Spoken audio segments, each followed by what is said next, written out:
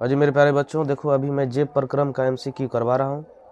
देखो, पत्तियों में गैस का आदान प्रदान कहाँ से होता है, तो इसके लिए आपको याद रखना है रंध्र से होता है। कहाँ से? रंध्र से। ठीक है, जिस तरह से ये पत्ती है और इसमें जो है इसमें रंध्र होता है, छिद्र होता है कहीं कहीं। ठीक है, तो उसी को बोलते हैं रंध्र। तो रंध्र हो जाएगा आंसर आपका।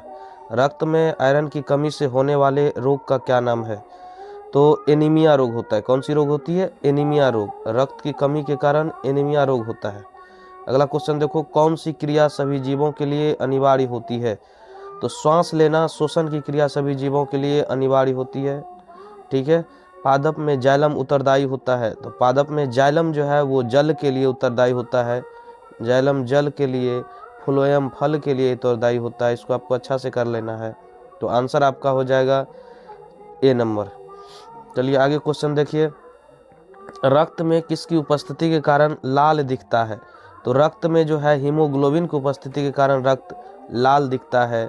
अगला क्वेश्चन देखो, प्रकृति में ऑक्सीजन का संतुलन कैसे बना रहता है? तो प्रकृति में ऑक्सीजन का संतुलन प्रकाश संश्लेषण के द्वारा बना रहता है, और वो प्रकाश संश्लेषण पेड़ पौधा करते हैं। प्रकाश संश्लेषण पेड़ पौधा करते हैं। अगला, मनुष्य में सांस लेने और छोड़ने की क्रिया को क्या कहा जाता है? श्वासोच्छ्वास कहा जाता है। क्या कहा जाता है? श्वासोच्छ्वास कहा जाता है। अगला क्वेश्चन देखो, प्रकाश संश्लेषण होता है। प्रकाश संश्लेषण कहाँ होता है? तो हरे पौधे में। प्रकाश संश्लेषण कहाँ होता है? हरे पौधे में। अगला, मैग्नीशियम पाया जाता है। मैग्नीशियम पाया जाता है क्लोरोफिल में। और क्लोरोफिल कहाँ पाया जाता है? पेड़ पौधा के पत्ती में। क्लोरोफिल कहाँ पाया जाता है? पेड़ पौधा के पत्ती में।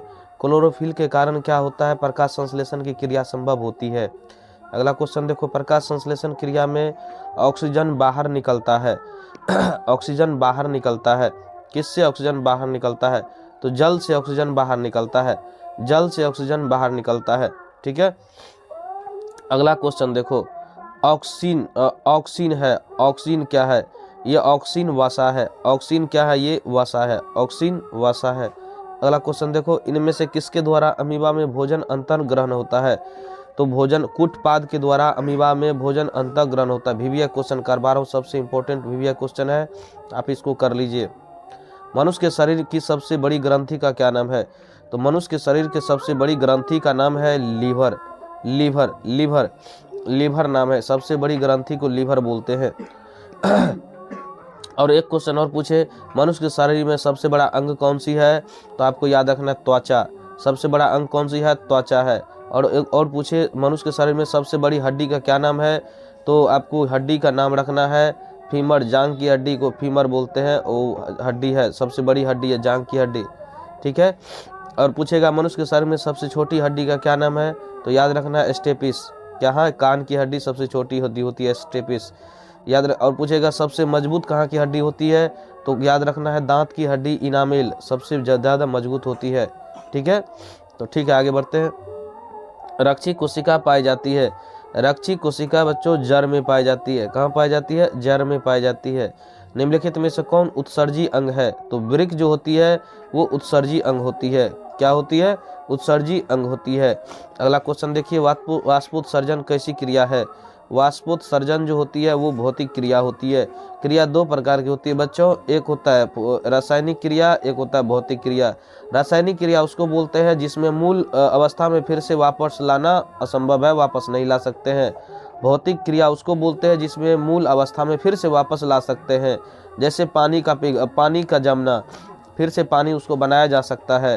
ठीक है, तो यही है पानी का भाप बनाना, ये फिर से बनाया जा सकता है, इसलिए इसको भौतिक क्रिया कहते हैं। रक्त क्या है?